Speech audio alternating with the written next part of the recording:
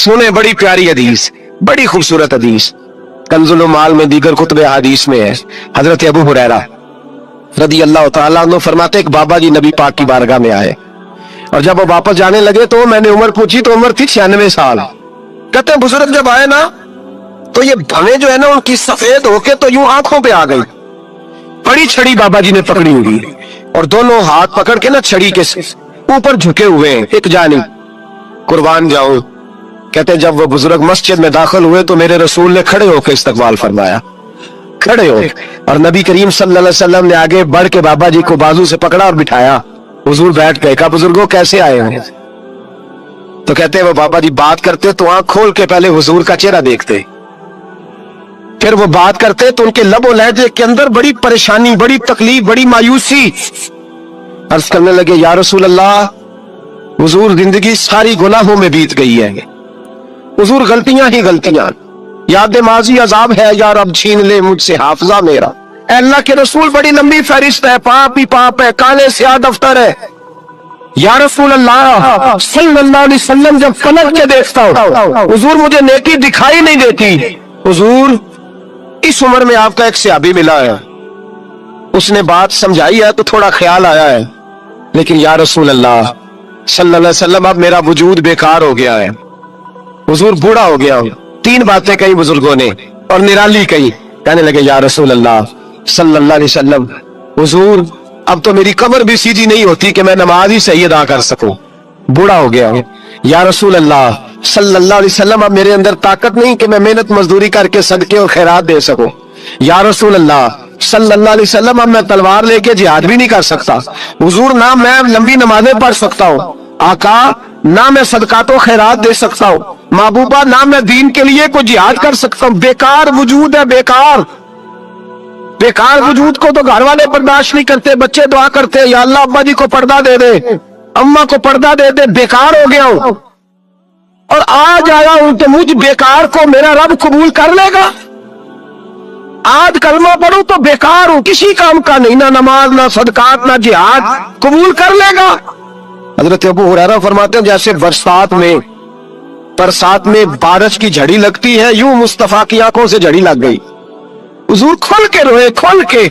और मेरे हबीबे पाक ने फरमाया बुजुर्गों बड़े मुजाहिद हैं, दीन के लिए जिहाद करने वाले बड़े हैं, रब करीम को आपकी तलवार की इतनी हाजत नहीं।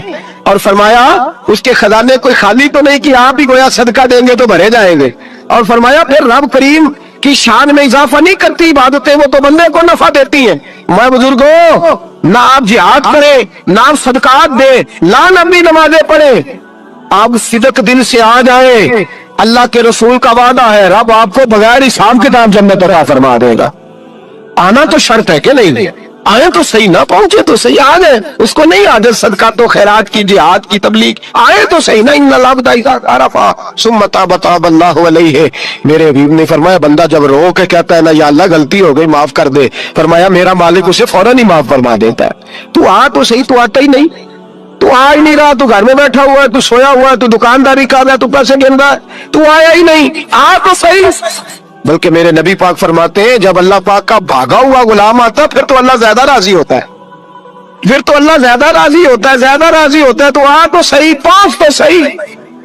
बल्कि सूफिया तो और बात करते हैं, वो कहते हैं तू कभी भूल के भी रब रब करे तो अल्लाह तो उसे भी कबूल कर लेता है, भूल के। मुल्ला रूमी कहते हैं बनी इस्राइल का बंदा है, सनम पत्थर को कहते हैं, बुत को कहते हैं, बुत के सामने खड़ा है और सारी रात कहता या सनम या सनम या सनम, ऐ पत्थर ऐ बुत, सारी रात पुकारता रहा। रात गहरी हो गई, नींद का गलबा थक गया, सोने के करीब आया तो गलती से मुंह से निकल गया या समद, या सनम की जगह निकल गया। रब करीम ने फरमाया जिब्रील दौड़ के जा, जो मांगता इसे दे दे।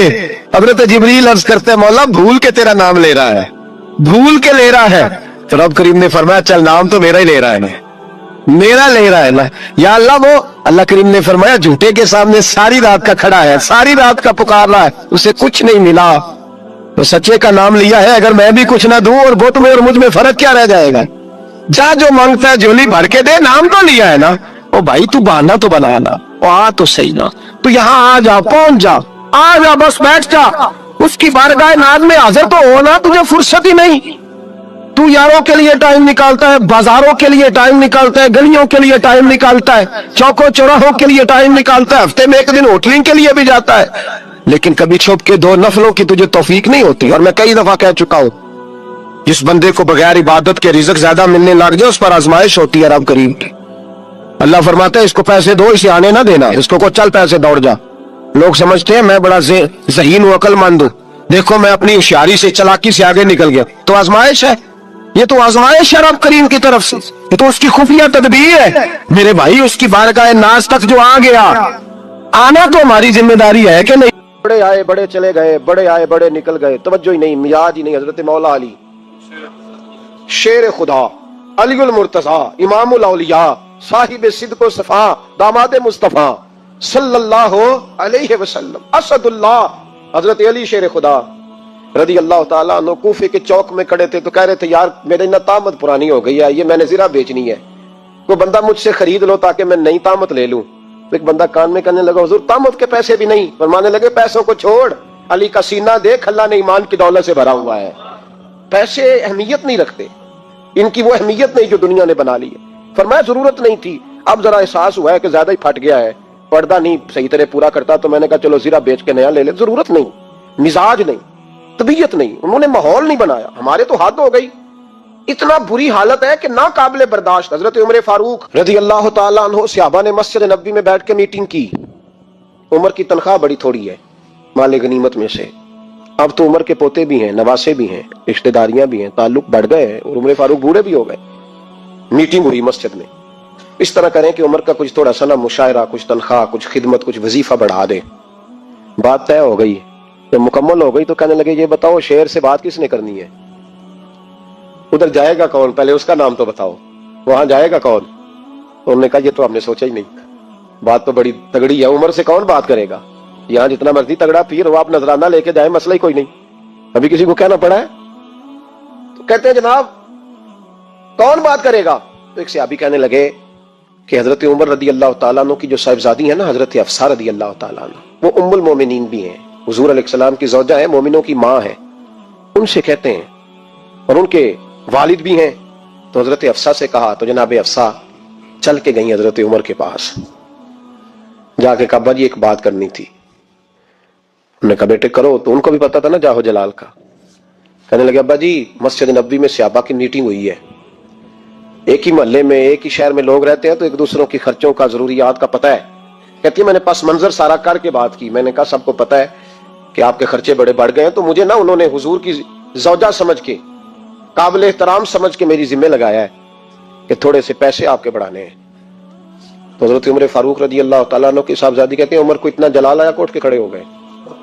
کہنے لگے حفصہ ان لوگوں کے نام بتا، میں انہیں دروں سے ماروں گا اور اس طرح ماروں گا کہ ان کی کمر پہ نشان پڑے، ان کی کمروں پہ نشان پڑے، اس انداز میں درے ماروں گا کہ مجھے زخم نظر آئے.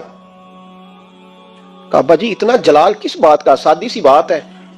تو سیدنا عمر فاروق رو پڑے، کہنے لگے سادی سی بات ہے، میرے لیے مسجد نبوی میں بیٹھ کے میٹنگ ہوتی رہی کہ عمر کو دولت دینی ہے.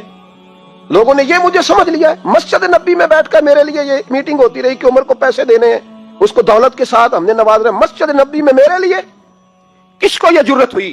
فرمایا حفصہ کاش کہ تو میرے پاس پیغام لے کے نہ آتی، کوئی اور آتا اور پھر میں اسے دروں سے مارتا. حضرت حفصہ کہتی ہے میں خاموش ہوئی تو میری طرف دیکھ کے فرمانے لگے بتا نا تو نبی پاک کے گھر میں رہتی تھی، میرے مصطفیٰ کا طریقہ کیا تھا، کرنا بات اس طریقے پہ میرے ساتھ گفتگو کر. تو حضرت حفصہ کہتی میں رو پڑی. میں نے کہا ابا جی غلطی ہو گئی، آئندہ نہیں کروں گی. بھائی معیار بنایا ہوا تھا، آپ یقین کریں ہمارے تعلقات، آپ شادی پہ دیکھ لیں جو غریب رشتہ دار ہے اسے کون بنانے جاتا ہے، لیکن ساری برادری کٹھی اس کے دروازے پہ بیٹھی ہے، جس نے آنا ہے تو کچھ لے کے آنا ہے.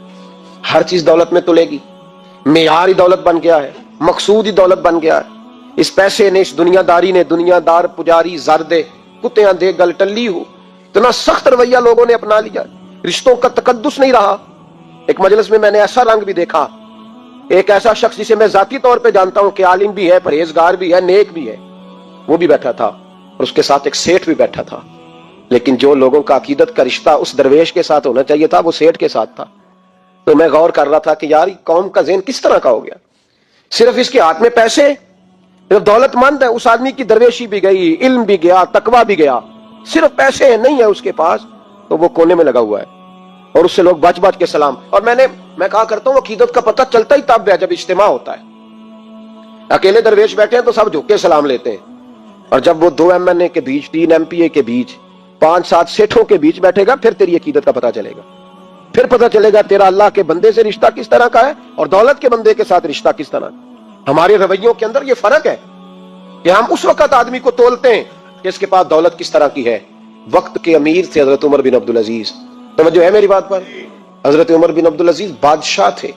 अब हम लोगों ने भी बच्चों का बहाना लगाया हुआ है ना, बस जी वो मैं चाहता हूं बच्चों का कुछ बन जाए, तो बच्चे बालग हो गए तो करा ना रजिस्ट्रियां उनके नाम, फारग हो जाओ, आ जाओ मस्जिद में, छोड़ो। लेकिन फिर भी कुंजियां देने को दिल नहीं करता, फिर भी बाबा जी की प्यालियों से मरने के बाद पैसे निकलते हैं, फिर भी उनके तकिए के बीच से भी कुछ वो नोट निकल आते हैं जो अब चलते भी नहीं। गुजर गया जमाना, जो लगते ही नहीं। बुजुर्ग नाराज ना हो जाए, लेकिन जो बात कर रहा हूं बहरहाल उसके पीछे कुछ पास मंजर है। ये भी बहाना है। बैंक बैलेंस अपने नाम, जमीन जायदाद सारी अपने नाम, और कमाई किसके लिए कर रहा है?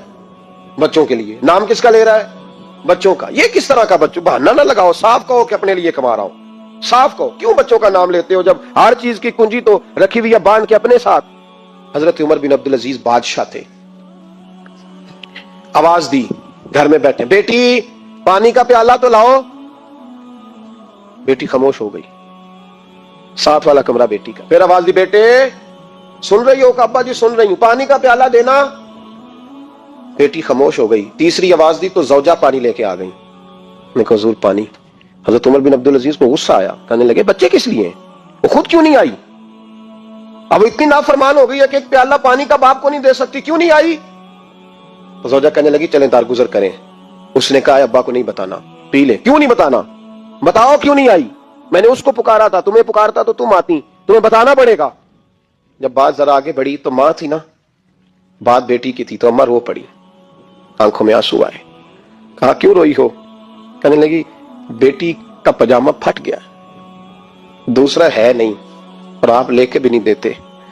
कमरे में बैठ के तो पजामा सी रही है, कह रही थी अब्बा को बताना ना, उन्हें तकलीफ होगी। तो वो उसके पास दूसरा होता तो आ जाती, एक ही था, तो इसलिए नहीं आई। हजरत उमर बिन अब्दुल अजीज उठे, सर सजदे में रखा, कहने लगे या अल्लाह तेरा शुक्र है तूने मेरे बच्चों को बकदरे जरूरत रोजी अता फरमाई है। या अल्लाह तेरा शुक्र है। एक रवायत मैंने पढ़ी, कलेजा मुंह को आया। मुस्तफा करीम बैठे थे तो सैयदा आयशा सिद्दीका रदी अल्लाह तआला ने अर्ज की या रसूल अल्लाह सल्लल्लाहु अलैहि वसल्लम, वो देखें सैयदा फातिमा आ गई है, वो देखें बीबी साहबा बगैर बताए आ गई। हजरत फातिमा ज़हरा आई तो हुजूर ने फरमाया फातिमा बगैर इत्तला के। हुजूर छोटा सा काम था, कैसे आई हो? तो बीबी साहबा ने ना, औरतों का पल्लू होता है ना चादर का, पल्लू खोला तो एक रोटी बंधी हुई थी, एक रोटी चादर में। यहाँ लोग जेवर बांधते हैं, दौलत बांधते हैं, एक रोटी हजरत फातिमा ने पल्लू में बांधी, खोल के पेश की। बेटे ये क्या है? अब्बा जी कई दिनों से घर में रोटी नहीं पकी थी, आज अली कुछ जौ लाए थे, पीसे हैं, चंद रोटियां बनी हैं, तो बच्चों ने तो खा लिया, तो मेरे सामने भी एक रोटी आई थी, मैंने लुकमा तोड़ा है तो मुझे ख्याल आया पता नहीं मुस्तफा ने खाया है कि नहीं खाया, पता नहीं हुजूर ने रोटी खाई है कि नहीं, मैं लेके हाजिर हो गई हूँ, मेहरबानी फरमाए। तो फरमाया बेटे बैठ जा। हजरत फातिमा भी बैठ गई। सैयदा आयशा कहती हुजूर भी बैठ गए। फरमाया फातिमा कितने दिनों से नहीं खाया? अर्ज की हुजूर 3 दिन से। फरमाया बेटे मैंने 5 दिन से नहीं खाया, आ जा। दोनों बाप बेटी मिल के खाते हैं। रोटी 2 हिस्सों में हुजूर ने बांटी, फरमाया चला आदि तू खा, आदि मैं खाता हूँ। हजरत फातिमा ने लुकमा तोड़ के मुंह में रखा तो रो पड़ी, हुजूर 5 दिन से नहीं खाई। फरमाया बेटे चुप कर, हमारा दुनिया से क्या ताल्लुक, एक पुल रह गया है, बस अल्लाह फिर जन्नत की सारी नेमतें अता फरमा। रोने वाली बात ही नहीं है इसमें, बस हमारा क्या ताल्लुक, एक पुल है, फिर मालिक बड़ा कुछ अता करेगा। ओ भाई, जो कायनात के मालिक व मुख्तार थे, जो अबरू का इशारा करे तो हजरत जिब्रील जन्नत की नेमतें लेके आ जाए, उन्होंने तो दुनिया की जानिब तवज्जो ही नहीं की, उनका तो ख्याल ही नहीं आया, दुनिया ही दुनिया, दौलत ही दौलत, हर आदमी दौलत के तराजू में तुलने लगा। अब तो कलेजा फटता है, अब तो लोग पूछते हैं, और मैं कभी कभी बड़ा मजबूर होता हूँ, आजमाइश में आ जाता हूँ। लोग कहते हैं जनाब आपसे कुछ कुरान की आयत सुननी है, आप कितने पैसे लेंगे? कुछ हदीसें सुननी है, क्या उसका मुआवजा होगा? आपसे उस नबी का नाम सुनना है जिसका आप खाते हैं, जिसके नाम पर आपने इज्जतें ली हैं, ان کا نام سننا ہے. آپ کا ریٹ کتنا, آپ کتنے میں بیچیں گے؟ وہ نعت جو غذا ہے وہ کتنے میں بکے گی؟ جب دنیا داری کا یہ حشر ہو جائے کہ وہ رسول اگر ان کا نام نہ رہے تو ہماری سانسیں ہی نہ چلے, ان کا نام بھی جب اس طرح کمرشل کر کے لیا جائے اور اس طرح وہ چیزیں بھی ریٹ میں آ جائیں, تو بھائی اس سے بڑی اور دنیا داری کیا ہوگی؟ میرے رسول کریم سید عالم نور مجسم صلی اللہ علیہ وسلم نے اس دنیا کو محبوب نہیں رکھا, قاری نہیں بنایا, ماحول ہی نہیں بنایا. حضرت عیسیٰ علیہ الصلوۃ والسلام کی 450 سال عمر, کتنی؟ 4.5 نہیں, میں نے کہا 450 سال. حضرت عیسیٰ نے شادی نہیں کی, گاڑی نہیں بنایا, ایک پیالہ ہوتا تھا پانی پینے کا اور ایک تکیہ ہوتا تھا. ایک دن ایک بندے کو دیکھا کہ وہ بازو کا تکیہ بنا کے سو رہا ہے, تو حضرت عیسیٰ نے وہ تکیہ بھی خیرات کر دیا, کہنے لگے اس کے بغیر بھی کام چل جائے گا. ایک پیالہ تھا پانی پینے کا, ایک دن دیکھا ایک آدمی چلو میں پانی پی رہا, تو وہ پیالہ بھی اللہ کے راستے میں دے دیا, کہنے لگے اس کے بغیر بھی کام چلتا ہے. کسی نے کہا نکاح کیوں نہیں کرتے, گھر کیوں نہیں بساتے؟ تو فرمانے لگے 450 سال تو عمر ہے, اللہ کو راضی کروں کہ گھر بساؤں, سجدے کروں یا میں دنیا داری کروں؟ بھائی اسلام نے آپ کے لیے سہولت کر دی, میرے لیے آسانی کر دی کہ تیرا بچے پالنا بھی عبادت ہے, تیرا گھر بار چلانا بھی دینداری ہے, لیکن مقصود نہ اس کو بنا, اس کو مقصود نہ بنا, دنیا داری میں اتنا الجھ نہ, بقدر ضرورت لے, اس طرح کا رویہ اختیار نہ کر. اور ایسا ہو سکتا ہے, ابھی چند سال ہوئے مولانا عبدالستار خان نیازی علیہ رحمہ نے پردہ کیا, وفاقی وزیر رہا وہ شخص, زمانہ بتایا, پاکستان کی میلی سیاست کے اندر رہ کے وقت گزارا, لیکن جب ان کا جنازہ اٹھا تو ان کے اکاؤنٹ میں اتنے پیسے نہیں تھے کہ کفن کا کپڑا بھی خریدا جا سکے, کفن کے کپڑے کا بھی پیسہ نہیں تھا. او بھائی یہ لوگ ہیں یار, وفاقی درجے کا شخص ہو کے گزرے اور وزارتیں اس کے آگے پیچھے بھاگے, اور ہر الیکشن میں وہ بندہ ایم این اے کی سیٹ جیت جائے, اور پھر رخصتی کا وقت آئے تو اس کا حال یہ ہو کہ کوئی شخص کہے کہ چلو 250 اکاؤنٹ سے نکلا ہے تو باقی مجھ سے لے لو تاکہ کفن کا بندوبست ہو سکے.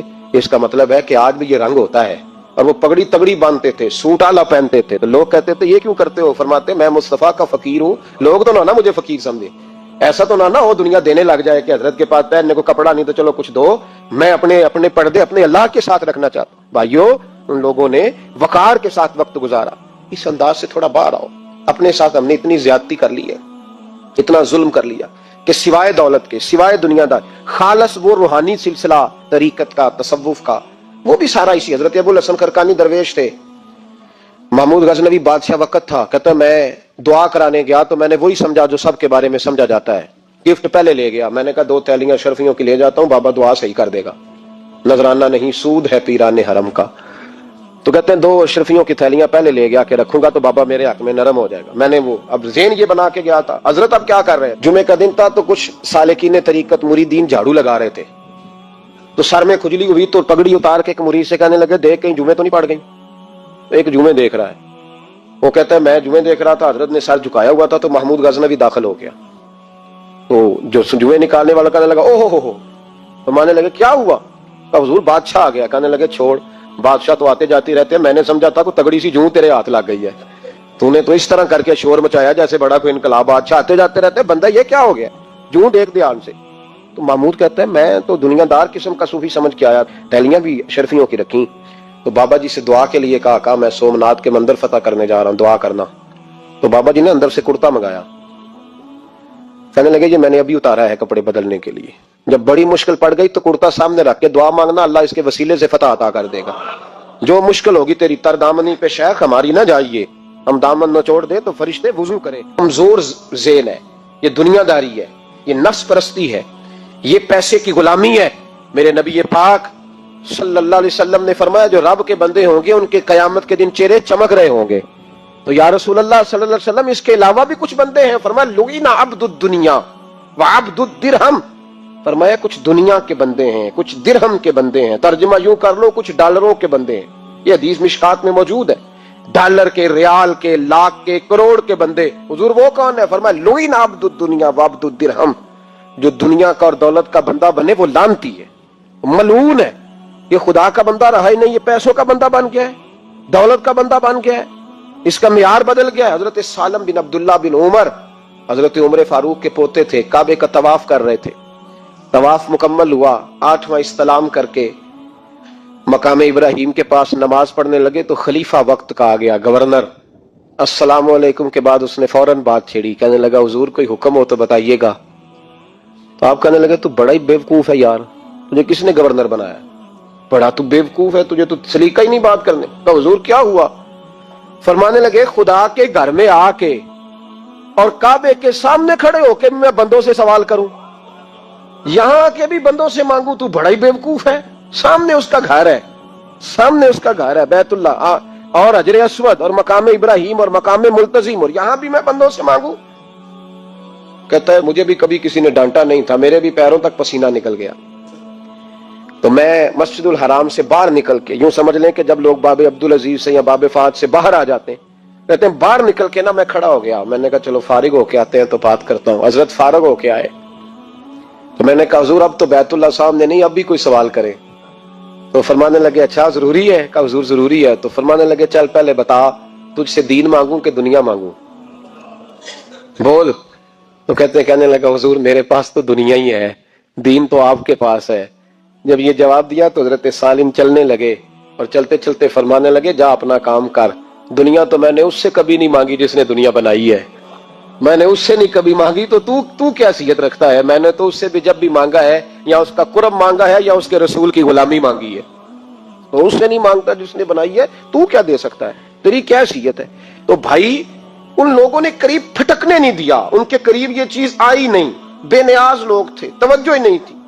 حضرت محبوب سبحانی غوث اعظم شیخ عبد القادر جیلانی رضی اللہ تعالیٰ عنہ، آپ ایک کاروبار بھی کرتے تھے، تو آپ کا کچھ مال آ رہا تھا جہاز کے ذریعے، ایک بندے نے خبر دی کان میں حضور جہاز ڈوب گیا، فرمانے لگے الحمدللہ الحمدللہ۔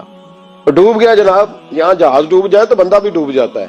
کہتے ہیں صاحب انتقال کر گئے، 10 لاکھ کا نقصان ہو گیا تھا، مال ڈوب گیا پورا جہاز ہی، فرمایا الحمدللہ، اور تم نے جلدی کی خبر دینے میں سبق پڑھا رہا تھا، کیوں مجھے دخل اندازی دی تم نے میرے کام میں، کیوں دخل اندازی کی؟ سب الحمدللہ۔ تھوڑی دیر کے بعد اس نے پھر کان میں کہا حضور وہ غلط خبر تھی، جہاز بچ گیا، فرمانے لگے الحمدللہ۔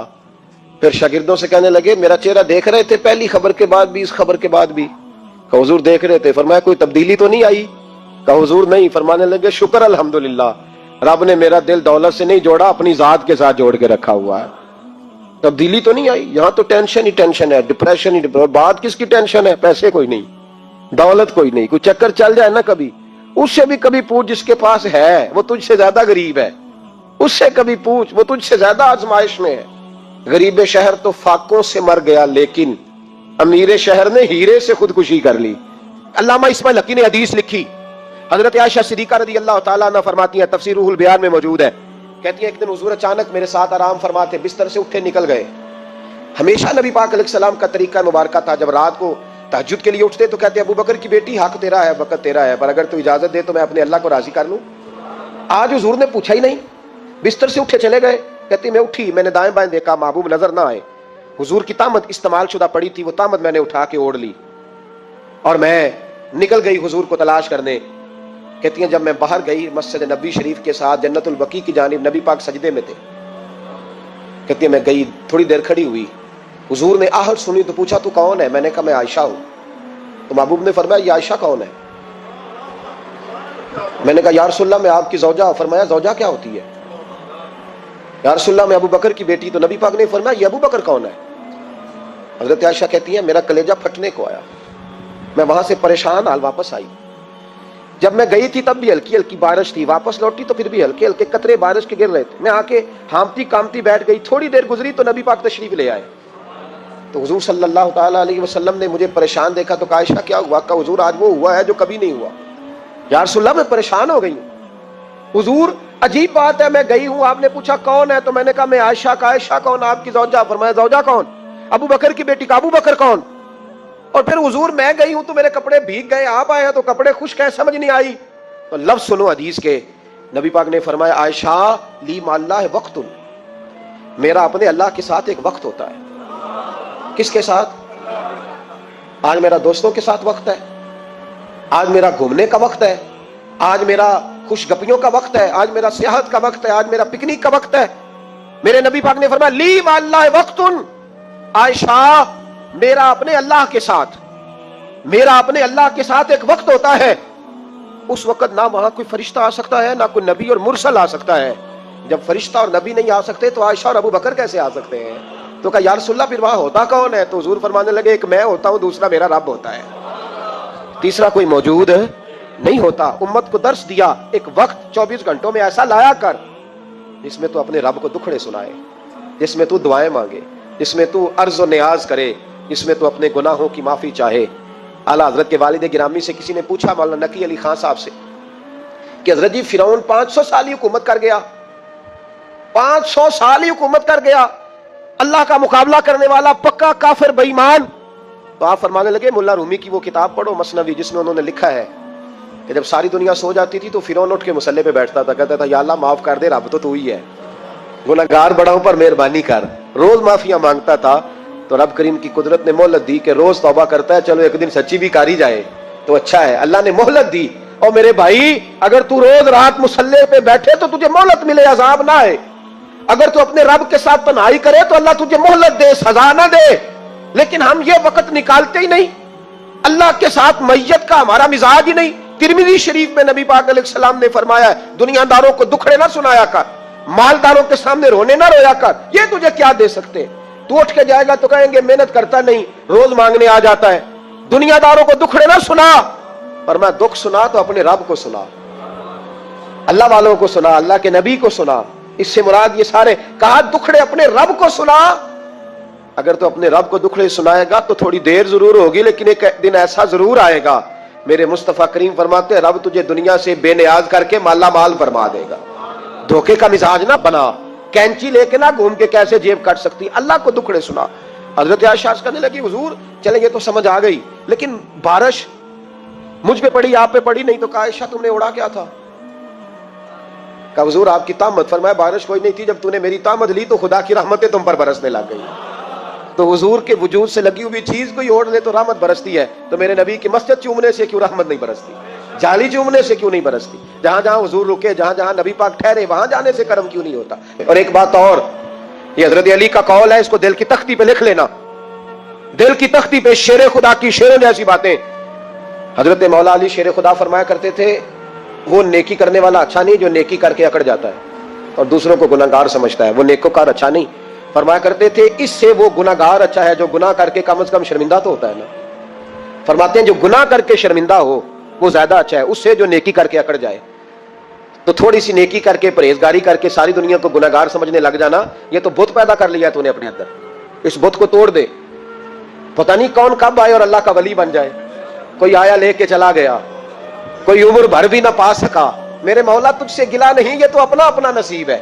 تو مہربانی کریں پکے نمازی، تھوڑی شفقت کریں، یہ میں سب سے نہیں کہہ رہا، جو گھورتے ہیں صرف ان سے کہہ رہا ہوں۔ کچھ پکے نمازی ہیں تو الحمدللہ دل کے بھی بڑے پکے ہیں، سوچ کے بھی بڑے پکے ہیں، اچھے ہیں، خوبصورت لوگ، لیکن کچھ ایسے لوگ ہیں، ہمارے شہر کے ایک ڈاکٹر صاحب ہیں، میں نے کہا آپ نماز مسجد میں پڑھا کریں، ان کی عمر کافی زیادہ ہو گئی ہے، تو کہتے ہیں حضرت میں پڑھوں گا انشاءاللہ۔ ان کو میں نے دوائی لینے گیا تو میں وہاں بھی میں نے بات شروع کر دی، میں نے کہا آپ مہربانی کریں، کہتے میں آؤں گا۔ کچھ دنوں کے بعد میں نے اس مسجد میں نماز پڑھی اور خاص کر کے پڑھی کہ یہ ٹائم ہے، میں نے فون کیا کہ ڈاکٹر صاحب آپ نظر نہیں آئے، تو کہتے ہیں صاحب ناراض نہ ہو جائیں۔ نمازی مجھے کہتے تھے خیر ہے ڈاکٹر صاحب کہیں غلط جگہ تبادلہ تو نہیں ہو گیا، کوئی مصیبت تو نہیں آ گئی؟ تو کہتے ہیں مجھے شرم سی آتی ہے کہ نمازی اس طرح، ویسے بھی میں گیا نہیں، 60 سال عمر ہو گئی، تو اب نمازی تو یہ آپ کیا کر رہے ہیں؟ ہم کوئی اللہ کی رحمت کے منشی ہیں کہ ہم سے پوچھ کے وہ دے گا جس کو دے گا؟ کیا کرتے ہو؟ او بھائی حضرت باجدید بستامی رحمت اللہ تعالیٰ علیہ جیسے لوگ کہا کرتے تھے جنہوں نے ساری زندگی جھوٹ نہیں بولا، حرام نہیں کھایا، فرماتے تھے الفن کہتا ہوں، بالغ ہونے کے بعد نماز قضا نہیں کی، لیکن پھر بھی کہا کرتے تھے دعا مانگو میرا رب مجھ سے حساب نہ پوچھ لے، حساب والا نہیں ہوں میں، درگزر والا ہوں۔ عدل کریں تے تھر تھر کمبن اچیاں شانہ والے، یہ تو فضل کریں تے بخشے جاون میرے جے منہ کالے۔ تو مہربانی کریں آگے چلیں، رمضان شریف میں سخاوت کرنی ہے۔ حضرت انس بن مالک رضی اللہ تعالیٰ عنہ فرماتے ہیں جس طرح تیز آندھی چلتی ہے، ذرا مثال دیکھیں صحابی کی کتنی خوبصورت، فرماتے ہیں جس طرح تیز آندھی چلتی ہے نا، اس طرح رمضان میں میرے نبی کی سخاوت چلا کرتی تھی۔ نبی پاک ہر سائل کو دیتے، جو قیدی بند ہوتے نا، قیدی جنگ کے قیدی کفار، حضور انہیں بھی آزاد کر دیتے رمضان میں، فرماتے جاؤ تمہیں آزاد کیا، سخاوت کریں۔ اور میرا مشورہ ہے اس دفعہ غریبوں سے غریب سخاوت کریں، نسخہ دے رہا ہوں امیر ہونے کا، تو سخی ہو جا، رب کریم تجھے امیر کر دے گا، سخی بن جا۔ مالا والے سخی نہیں ہوندے تے سخیاں کول مال نہیں ہوندا، ایتھے اوتھے دوواں جہان نہیں، سخی کنگال نہیں ہوندا، سخی بن جاؤ۔ میرے نبی پاک علیہ السلام نے فرمایا بندہ کبھی بھی جیب کا سخی نہیں ہوتا، سخی وہی ہوتا ہے جو دل کا ہوتا ہے۔ غریبوں کو میرا مشورہ ہے کہ 10 روپے دو، لیکن رمضان میں روز دینا، ہر شام دینا۔ غریبوں کو ساتھ بٹھاؤ، روٹیاں کھلاؤ، افطاریاں کراؤ، غریبوں کے گھروں کے اندر سوٹ پہنچاؤ، مدارس کے طالب علموں کو کپڑے خرید کے دو، جو کچھ نہیں دے سکتا وہ ایک مسواک لا کے دے۔ ڈیوٹی کرو، اپنے دائیں بائیں غریبوں کا خیال رکھو۔ جن گھروں میں اکثر دیکھتے ہو کہ دال کا شاپر جاتا ہے، وہاں رمضان شریف میں صبح صبح گوشت پہنچاؤ، مہربانی کرو۔ غریب امیر تو کسی کو تب دے گا جب اس نے ووٹ لینے ہوں گے، وہ تو وہاں زکات دے گا جہاں سے اسے پتا ہوگا کہ میری تعریف اچھی ہوگی، وہ تو مسجد میں اس وقت خرچ کرے گا جب اس کا نام بار بورڈ پہ لکھا جائے گا۔ غریبوں، تم نے ظلم کیا ہے۔ اگر تم اپنی 4 غریب بھائی مل کے ایک غریبنی بہن کا خیال رکھتے تو اس غریبنی کو محلے کے چودھری کے پاس نہ جانا پڑتا۔ اگر 4 غریب بھائی ایک غریب بھائی کا خیال کر لیتے، تھوڑے تھوڑے جو صاحب حیثیت تھے، تو وہ مجبور نہ ہوتا۔ مہربانی کرو۔ حضرت عبداللہ ابن عمر رضی اللہ تعالیٰ عنہ ہر روز مدینے کے مسکینوں کو ڈھونڈ کے لاتے تھے، فرماتے تھے کہ ان کو ایک تھیلا دینا میں عزت نہیں سمجھتا، ڈھونڈ کے لاتے غریبوں کو اور اپنے سامنے دسترخوان بچھاتے رمضان میں، اور پھر ان پہ کھانے چنتے اور فرماتے غریب کھائیں گے تو میرا اللہ راضی ہوگا، ساتھ بٹھا کے کھلاتے۔ ایک بڑی عجیب بات ہو گئی، گھروں میں ہو جاتی ہے، جن گھروں میں زیادہ مہمان آتے ہیں وہاں یہ مسئلے بن جاتے ہیں۔ ایک دن زوجہ کہنے لگی کھانا آپ کا یہ آج مہمان کو نہ لائیے گا، کہہ دیتی ہیں نا بیویاں کبھی کبھی، یہ نافرمانی نہیں۔ اگر آپ کو کھڑا کیا جائے نا رمضان میں روزہ رکھ کے باورچی خانے تو لگ پتا جائے، اس کو نافرمانی نہ سمجھے، بیوی نے پکا کے نہیں دیا جی۔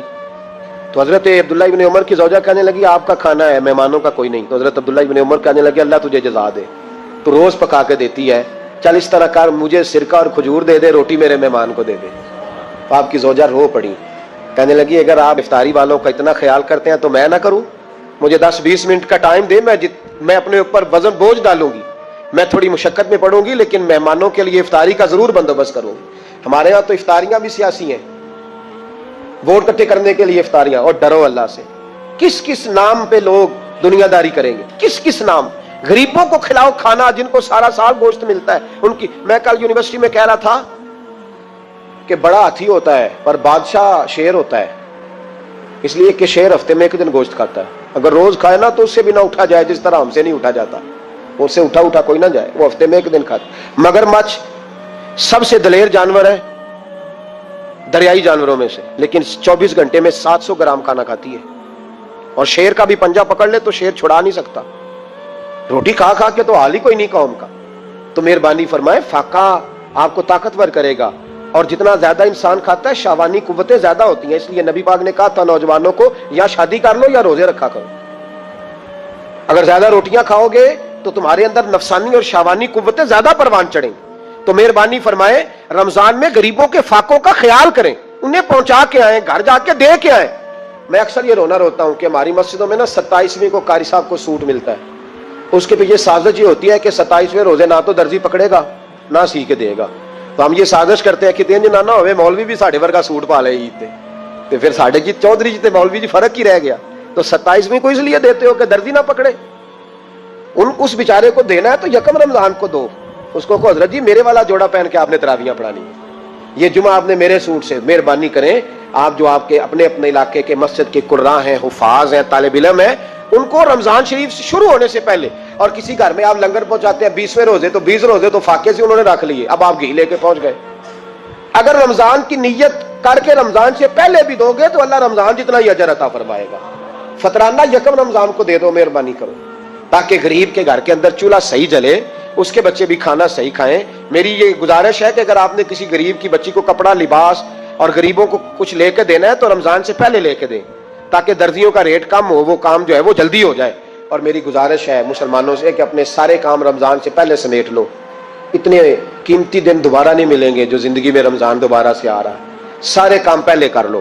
ہمارے ہاں تو آپ یقین کریں نہ درزی تراویاں پڑھتا ہے، نہ کپڑوں والا پڑھتا ہے، نہ کاج بٹن والا پڑھتا ہے، نہ نلکی والا پڑھتا ہے، وہ کہتے ہیں جی راشی سارا ان دنوں میں۔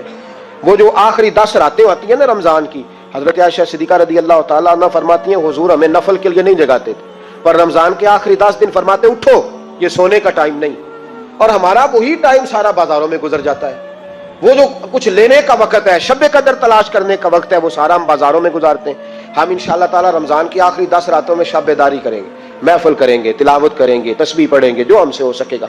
मस्जिदों का रुख करें, यहां पहुंच सकते हैं तो यहां पहुंच जाएं, लेकिन अपना वक्त जाया ना करें। कोई ऐसा काम ना करे कि जिसमें एक लम्हा भी रमजानुल मुबारक का जाया हो। आखिरी बात सुने, रमजान में हमने क्या करना है। सारा साल दीन के लिए कोशिश की जरूरत है। सारा साल हम जब कहीं जाके दीन की बात करते हैं तो हमें ऐसा लगता है कि ये लोग बेचारे तरस रहे थे कि काश कभी पहले हमें बात सुनने को मिलती। दीन की बात की हर वक्त जरूरत है। रमजान के अंदर लोहा गर्म होता है, क्यों भला? शैतान कैद हो जाता है। पहले जब दीन का काम होता है तो दो कुव्वतें आपस में लड़ती हैं।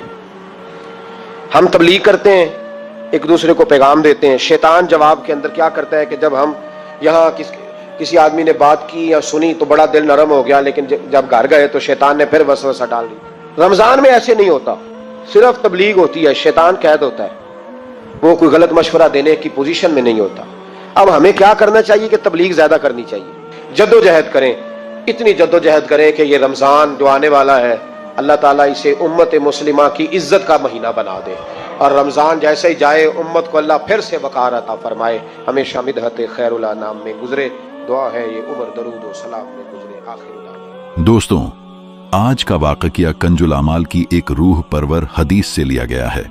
यह वाक़या एक ऐसे यहूदी बुजुर्ग का है जो सारी उम्र एक तलाश में रहे, और जब हक़ सामने आया तो उनका दिल रोशन हो गया। इस वाक़ये को हजरत अजमल रजा कादरी ने अपने बयानों में इतने प्यार और दर्द के साथ बताया कि दिल पिघल गया। आइए इस वाक़ये को दिल से सुनते हैं। शहर से कुछ दूर एक छोटा सा गांव था। वहां एक यहूदी बुजुर्ग रहता था। सफेद दाढ़ी, झुर्रियों से भरा चेहरा, चलने में हल्की सी कांप, लेकिन दिल में गहरी सोच। दिन का ज्यादातर समय वह अपने मकान के सामने बैठकर आसमान की तरफ देखता रहता, सूरज की रोशनी को घूरता, चांद की ठंडक को महसूस करता। लेकिन दिल में हमेशा एक सवाल उठता, ये सब किसके हुक्म से चल रहा है? लोग उसके बारे में कहते, यह यहूदी है, अपने बाप दादा के धर्म पर चल रहा है। लेकिन कोई नहीं जानता था कि उसके अंदर एक तलाश जल रही है। उसका दिल किसी ऐसे सच की तलाश में था जो उसके दिल के सुकून को वापस ला सके। एक दिन सालों पुराना एक दोस्त शहर से लौटकर उस गांव में आया। उस दोस्त का चेहरा नूर से चमक रहा था, जबान में मीठापन था, चलने का अंदाज ऐसा कि देखने वाले की नजर रुक जाए। यहूदी बुजुर्ग ने देखा तो हैरान रह गया। उसने कहा, ऐ दोस्त, तू वही है ना? लेकिन तेरे चेहरे पर आज एक रोशनी है जो पहले कभी नहीं देखी। दोस्त ने मुस्कुराकर जवाब दिया, मैंने अपनी जिंदगी का सबसे बड़ा फैसला कर लिया है। मैं हजरत मोहम्मद सल्लल्लाहु अलैहि वसल्लम के रास्ते पर आया हूं। मैं अल्लाह को मानता हूं जो एक है, जो सब कुछ पैदा करने वाला है, जो न सोता है न थकता है, और हजरत मोहम्मद सल्लल्लाहु अलैहि वसल्लम अल्लाह के भेजे हुए पैगंबर हैं। यहूदी बुजुर्ग की आंखों में आंसू भर आए। उसने धीरे से कहा, मैं भी सालों से एक सच्ची तलाश में हूं। मैं सोचता हूं कि यह सूरज अपने आप से नहीं चलता, यह चांद अपने हुक्म से नहीं उठता। जरूर कोई है जो इन सबको चलाता है। शायद वही तेरी बातों का अल्लाह है। दोस्त ने प्यार से उसका हाथ पकड़ा और कहा, हां, वही अल्लाह है, और अगर तू चाहे तो कलिमा पढ़कर उसका बंदा बन सकता है।